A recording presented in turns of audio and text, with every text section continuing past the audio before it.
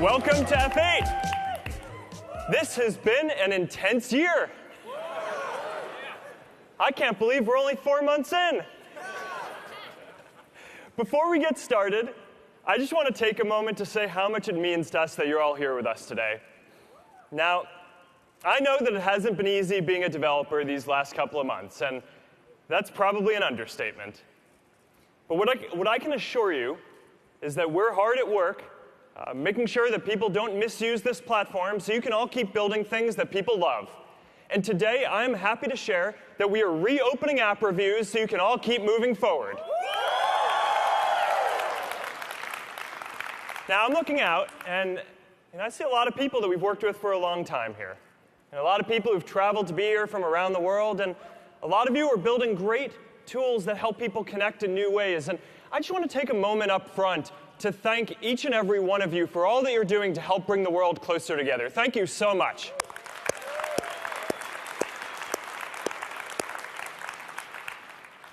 Now, we're all here because we are optimistic about the future.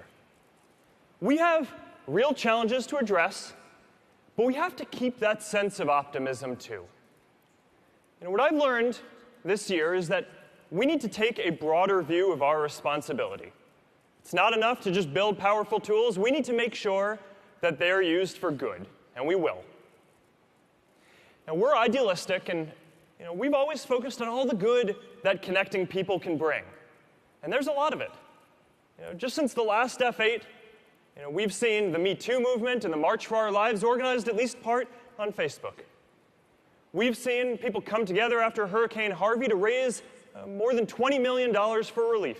And we've seen more than 80 million small businesses use these tools to grow and create jobs. But we've also seen people try to use these tools for harm.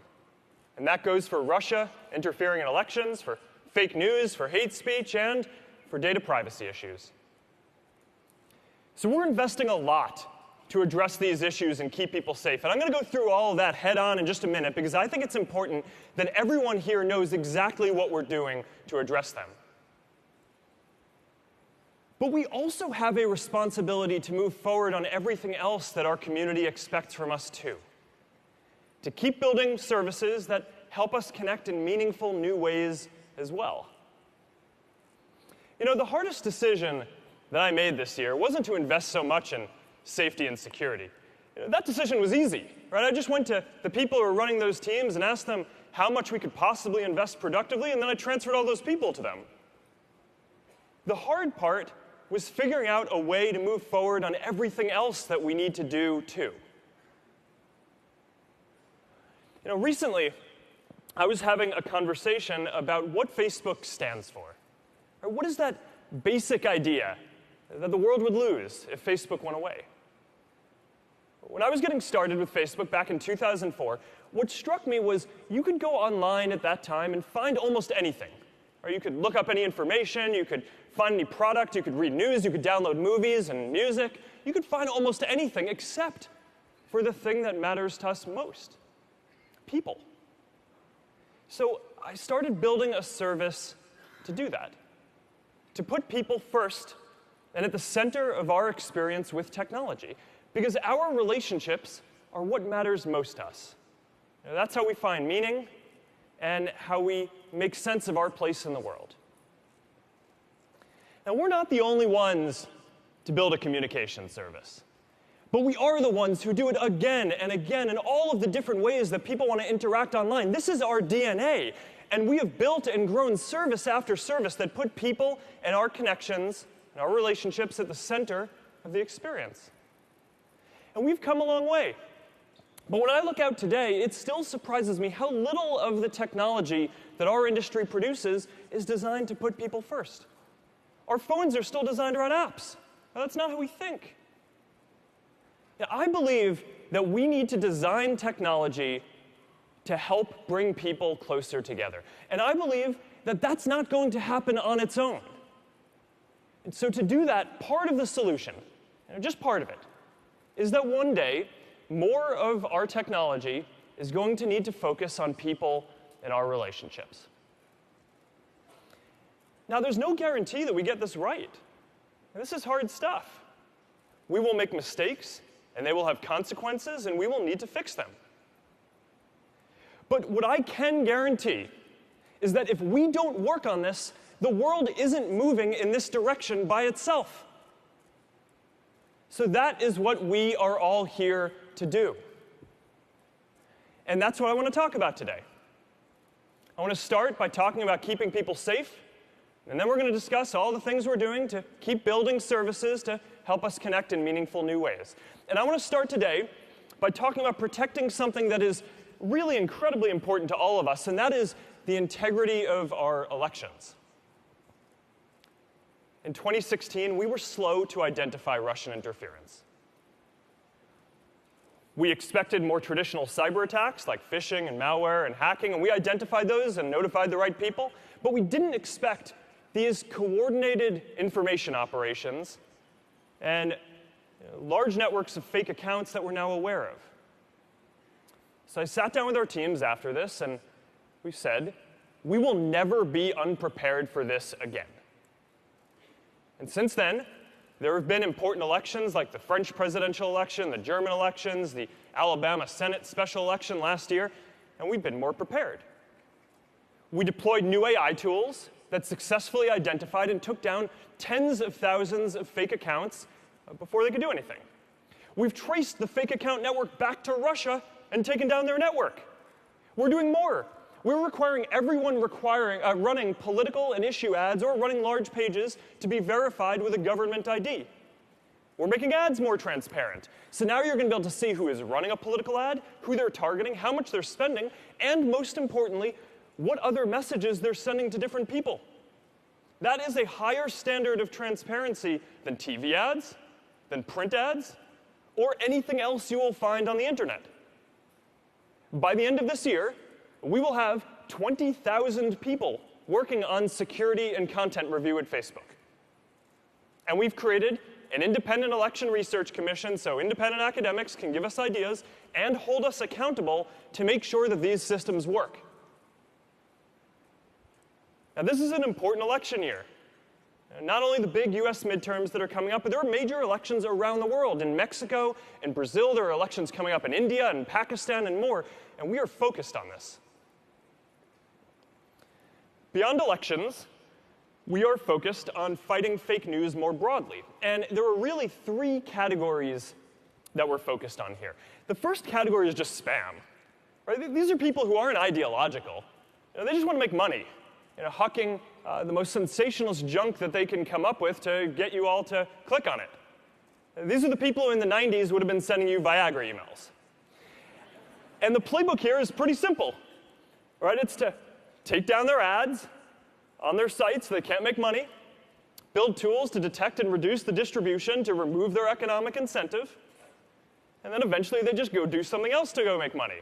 And we're starting to see this. The second category is fake accounts. And the idea here is less focused on looking at the content specifically and more focused on trying to find bad actors and getting them off the network. So some of this is nation states who are politically motivated, like we talked about before. But all of this we're fighting in the same way, with AI tools, with thousands of content reviewers, and verifying people who are running large pages and running sensitive ads. Now, the third category is real people who are just sharing provably false hoaxes. And the playbook here is building tools to get better at flagging content that is going viral, so fact checkers can look at it so we can show it less, and for the people who do see it, to make sure that they see related articles that are more accurate, that put this in context so people can understand what's really going on. So a lot of the work over the last year and a half has been bringing on more and more fact-checking partners all around the world in different countries who speak all of the different languages that we need to cover. So there's a lot more here to do. But these are the three basic categories, and we are making good progress on all of them. I also want to talk about data privacy. What happened with Cambridge Analytica was a major breach of trust. An app developer took data that people had shared with them and sold it. So we need to make sure that this never happens again. So we're taking a number of steps here. First, as you all know, we're restricting the data that developers will be able to request from people.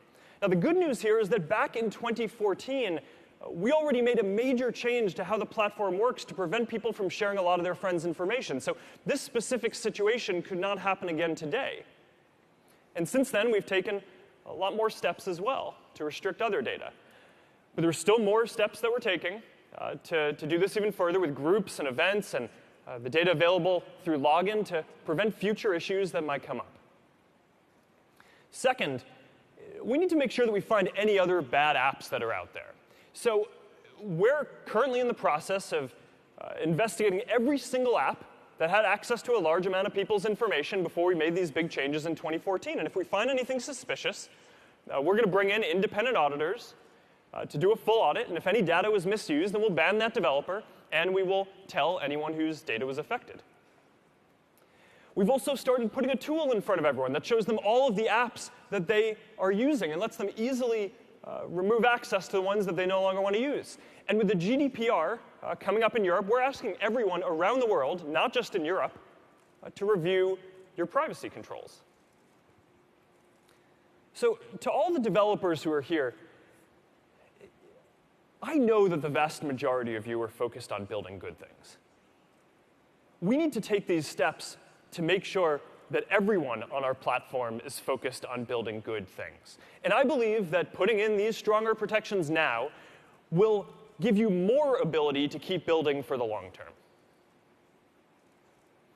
Now, I also want to share one new thing that we're working on with data privacy. And we have a lot more updates like this coming. But this is an example of the kind of thing that we are working on. In your web browser, you today have a simple way to clear your cookies and clear your browsing history. Right? And the idea is that a lot of sites need this data to work. You need cookies. But you should have the ability to go in and clear your history at any point that you want. So we're working on a version of this for Facebook too. It's a simple control where you can clear your browsing history, what you've clicked on, the websites you visited, and so on. And we're going to call it Clear History. And we're starting with something that a lot of people have asked about recently, and that's the information that we get from websites and apps who are using Facebook's advertising and analytics tools. So you're going to be able to use this tool to see the information about the apps and websites you've interacted with. You'll be able to clear all this information from your account, and you'll even be able to turn it off, having this information stored with your account going forward. Now, to be clear, when you clear your cookies in a browser, it can make parts of your experience worse. Or you may have to sign back into dozens of websites. You may have to reconfigure some things. And the same is going to be true here. Or your Facebook won't be quite as good while it relearns your preferences. But after going through our systems, this is the kind of control that we think that people should have. So we're building this, and we're going to have a lot more like this to talk about soon.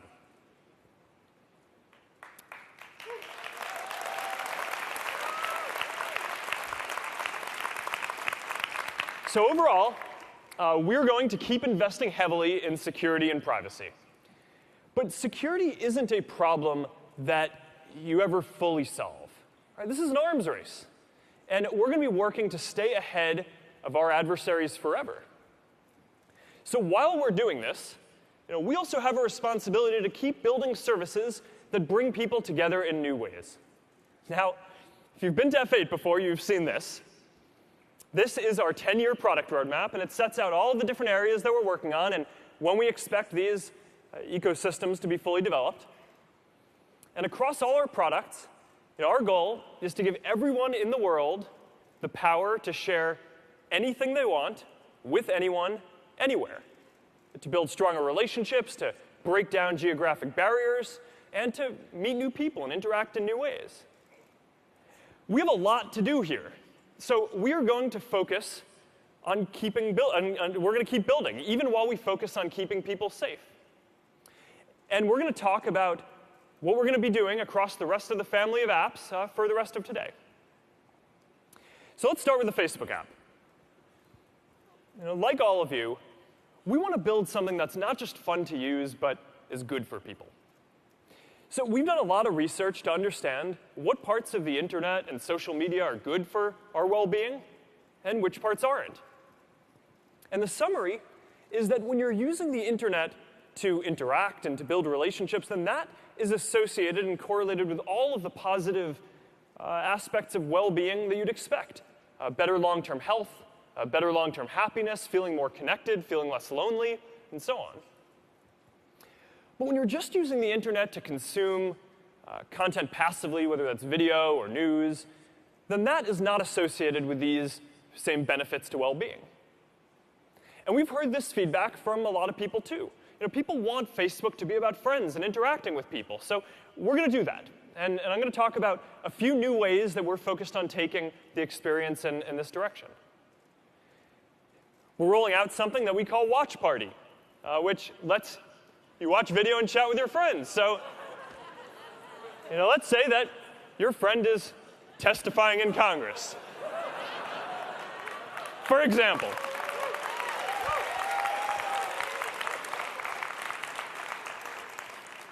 Now you're going to be able to bring your friends together, and you can laugh together, and you can cry together. Some of my friends actually did this. Let's not do that again anytime soon. People often tell us that groups are the most meaningful part of Facebook. You can feel like you belong in a community. You can meet new people who share your values. For some people, this might be a support group for new parents. For others, it might be about a disease you have. For others, it might be about finding people to come together and volunteer with. People want to be a part of meaningful communities. So today, we're launching a new Groups tab to make groups more central to the overall Facebook experience. So for me, I'm going to have all my groups in one place, my family group, my running group, my game group, my sheepdog appreciation groups, all in one place.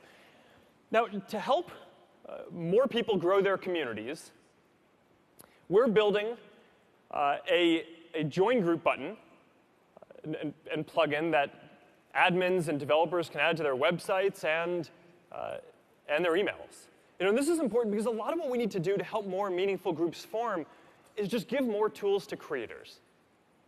Every great community has engaged leaders, so a lot of what we need to do is just give more people the tools to be community leaders. All right, now, talking about meaningful relationships, did you know that 1 in 3 marriages in the United States start online? I can't tell you how many times I'll be walking down the street in some city and a couple will come up to me and they'll say that they met on Facebook, and sometimes they have their kids with them and they'll just point to them and they'll say thank you. And I have to say, these are some of the moments that I'm really proud of what we're doing, right? I know that we're making a positive difference in people's lives. But, the reality is, today, we haven't even built any features to help people find partners. There are 200 million people on Facebook who list themselves as single, so clearly there's something to do here.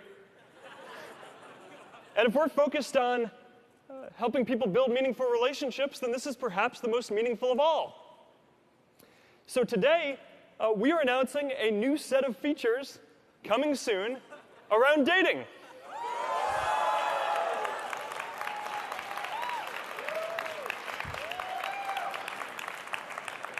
Now, this is going to be for building real long-term relationships, all right, not just hookups. It's going to be in the Facebook app, but it's totally optional. It's opt-in. If you want, you can make a dating profile. And I know a lot of you are going to have questions about this, so I want to be clear that we have designed this with privacy and safety in mind from the beginning. Your friends aren't going to see your profile. You're only going to be suggested people who are not your friends, who have opted into dating, who fit your preferences, although I can't promise that you're going to get email. It's a tough world. All right, Chris Cox will come up in a bit and walk you through this in more detail, because I want to make sure that you all see all the details here that we've built in around privacy and safety. But the bottom line is we want Facebook to be somewhere where you can start meaningful relationships. So we're excited to start rolling this out soon. Now, another way to help people connect in new ways is through commerce. We started building Marketplace because we saw that one of the most popular uses for groups was building these buy and sell groups. So people would start groups like Bay Area Moms Buy and Sell. where people would be able to come together and ask for advice on all the gear they needed and meet people who are like them and can ultimately buy and sell things with people who they have something in common with. The Marketplace is now live in more than 70 countries. More than 800 million people around the world use it monthly, including more than 1 in 3 people on Facebook in the US. So this is starting to be a pretty big deal. And it's helping people earn more income and connect in a new way. All right, so this is Facebook. We are focused on helping people build relationships with friends and family, with groups, and meeting and interacting with new people. Now let's talk about Instagram. So our focus here is helping people capture any moment they want and come together around shared interests. Some of the best stories that we hear are around ad hoc communities that spring up on Instagram. More than 200 million people use Explore on Instagram every day. Since we launched hashtag following in just last December, more than 100 million people now follow hashtags. So we want to make it even easier to find the communities for the things that you're interested in. So we're launching a completely new design for Explore that is going to organize the content around topic channels now. So now your Explorer is going to be even more focused on the things you're interested in. We're also focused on new ways that people are going to be able to use Instagram to communicate and build stronger relationships. So it turns out that a lot of people are using live video basically just to hang out when you can't be physically together. Right? It's amazing how much of all of our use of these social tools is just to get as close to feeling like we're there with someone when we can't physically be there. So today, to make this easier, we're announcing video chat and Instagram. You're going to be able to just tap on a new camera icon right in the top of any direct thread that you have, and you're going to be able to video chat one-on-one or with groups. You're going to be able to minimize the video while you're chatting and using Instagram. And I think that this is going to be a really big deal, and people are really going to like this. We are also building more creative ways for people to share on Instagram. Last year at F8, we announced the AR camera effects platform, and today we are bringing it to Instagram.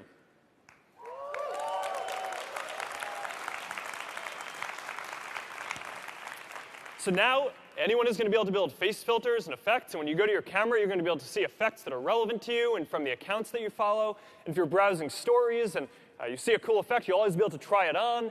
So we're excited to get this in people's hands soon. All right. Now let's talk about WhatsApp. So here, our focus is on building new ways for people to connect privately with close friends and groups and businesses. Now, before we dive in here, I just want to say, yesterday, Jan Koum, the founder of WhatsApp, announced that he is leaving us and moving on. And I just want to take a moment to thank Jan, because Jan has done an amazing job building WhatsApp. He has been a tireless advocate for privacy and encryption. A lot of you probably don't know this or remember this, but when WhatsApp joined us in 2014, we actually hadn't rolled out full end-to-end encryption yet. Jan and I talked about how to do this together, and one of the things that I'm most proud of is that we have built the largest fully encrypted communication network in the world, and this would not have happened without Jan, and I'm deeply grateful for the work that he has done. So please join me in thanking him.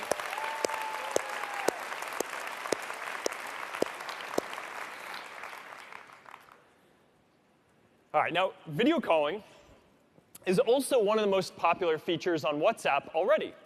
When I'm traveling and I can't be there to put my girls to bed at night, it's really nice to just be able to see their face and talk to them. And a lot of people agree. Right? Around the world, people are already making more than 2 billion minutes of voice and video calls on WhatsApp alone. And today, we're announcing that we're bringing group video calling to WhatsApp soon, too.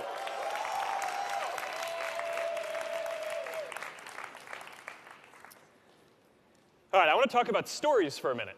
So across our whole family, we've really gone all in on stories as a format for being able to quickly share video and photos throughout your day. And in each of the apps that we've launched it's evolved to be somewhat different, but it's grown quickly. Instagram was the first to really take off here.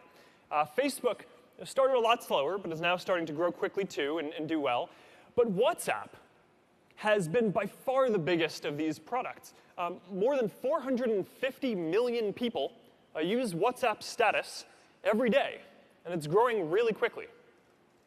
So the next phase for WhatsApp, beyond just communicating with your friends and family, is going to be helping people connect with businesses as well. And today, a lot of people don't want to call businesses, or you just want to be able to text. That's a really big shift in how we all communicate, and I think that's just going to be a really big deal here. So earlier this year, we launched WhatsApp Business to let small businesses create a presence on WhatsApp and give them some tools for messaging. And already in just a few short months, more than 3 million people are already using WhatsApp Business, and it's growing really quickly.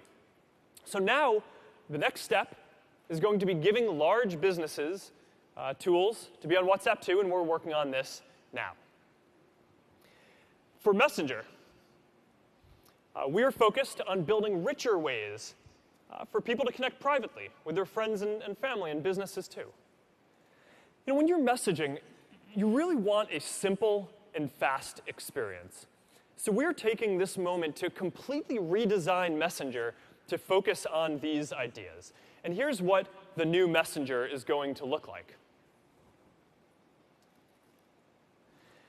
It's clean, it's going to be fast, and David is going to come and talk about this in a bit more detail in just a little bit.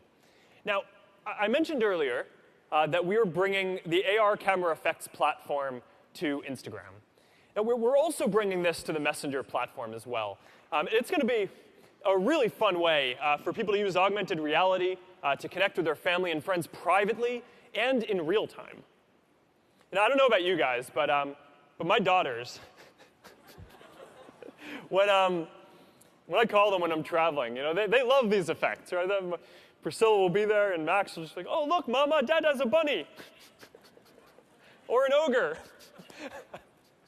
All right, we're seeing good momentum for Messenger Business too, with more than 300,000 bots and businesses now using these tools, and people are sending more than 8 billion messages between businesses and people every month.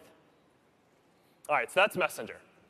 All right, so now let's go beyond our apps for a minute and talk about virtual reality and the future. So our goal here is to create this real feeling of presence, right? Like you're right there with someone, even if they're halfway around the world. And this idea of being physically or feeling like you're there with someone, even when you can't physically be there, is something we've talked about a lot today with video chat. But over the long term, virtual reality and eventually augmented reality are going to take this to a completely different level, where it's not just going to be about being able to see someone's face on a small screen. You're going to actually be able to feel like you're there with someone. So here's an example of how compelling I think that this is going to be. Now, if you have some photos from your childhood home, we can now use computer vision to fill in the gaps with this pointillism effect and recreate the rooms of your childhood home where you grew up. So you're going to be able to go into VR with your family and visit and feel like you were right there. It feels like you were in a dream. It is wild. So this work of mapping out immersive spaces is just another important step on the path to creating this real feeling of presence.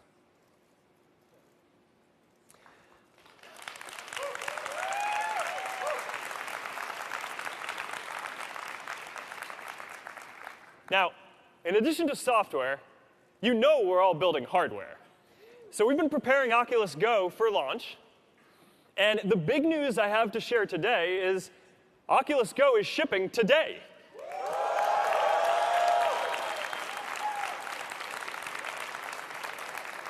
It starts at $199. It is the first really affordable standalone virtual reality headset. It's launching with more than 1,000 apps, and it has the highest quality lenses and optics that we have ever built into a VR device. Oculus Go is going to be, it's the easiest way to get into VR, and we think that this is going to be how a lot of people experience virtual reality and virtual presence for the first time. And to make sure that all of you get to experience this too, everyone at F8 is getting a free Oculus Go to take home.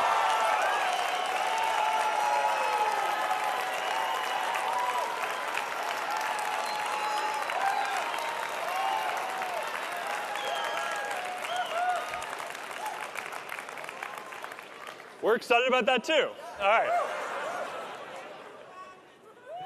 All right. So, this is how we are thinking about our responsibility. To keep people safe and also to keep building. We're here to build things that bring people together and to put people and our relationships at the center of our experience with technology where they belong. Because for all the challenges that we face today, the vast majority of what happens on these services is people getting closer to the people they care about, even when time or distance get in the way. And we can help more people do this. Whether it's reaching out to a friend that you lost touch with, or finding a group to belong to, or just sending a video to your sister of your kids. The best part of what you do isn't on Facebook. It's the relationships you build and what you can go do together. That is what this is all about. So if you believe, like I do, that giving people a voice is important, that building relationships is important, that creating a sense of community is important, and that doing the hard work of trying to bring the world closer together is important, then I say this: we will keep building.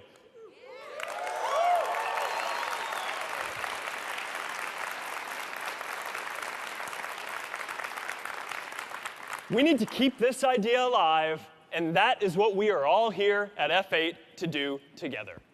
So yes, this is an important moment. We need to do more to keep people safe, and we will. But we also need to keep building and bringing the world closer together. Thank you for coming out today. Thank you for everything you're doing to bring people together. Have a great F8.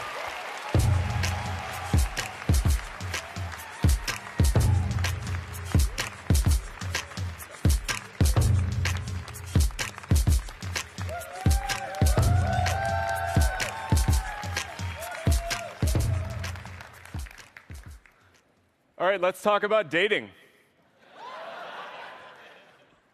Actually, one of the great ironies for me is that when a lot of us joined the very first version of the service in 2004, back when it was just a handful of college students, we were convinced that dating would be the next feature Facebook was going to add. After all the college kids were finally in one